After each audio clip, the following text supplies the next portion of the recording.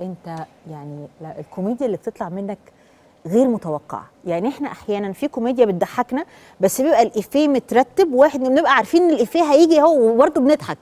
انت لا، انت يعني فجاه كده معرفش ازاي الكوميديا مختلفه شويه معاك. انا هقول لحضرتك على حاجه، وانا كل اللي هقوله النهارده حقيقي. يعني انا ما بحبش قدام الكاميرا اتصنع في الانترفيوهات وكده، بس اعلى حاجه بتيجي بالنسبه لي انا اللي هي بتيجي فجاه انا مش عارفها.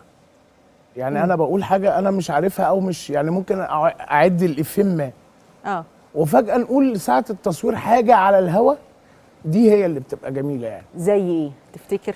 يعني انا هقول لحضرتك على حاجه من اشهر الحاجات اللي قلتها في بداياتي. كان فيلم بنات العم. كان في افيه مشهور قوي وكان طويل جدا، المفروض ده ما يضحكش. اما انا رحت وبمضيهم على العقد، فانا الست فتحت لي الاستاذه الجميله رجاء الجداوي وقلت لها: نحن البرنامج الديني الاذاعي لن يقفل باب مدينتنا فانا ذاهبه الاصلي. ده ما يضحكش، يعني ما حد يقول كده ده واحنا بنصور المشهد قلت كده، مش مفكر. يعني ده مش مكتوب، انت لا انت رتبت الكلام وانا مش مفكر. اي كلام ورا بعض وخلاص. لا، هو ساعات بيبقى حاجه اسمها ابداع بيجي كده.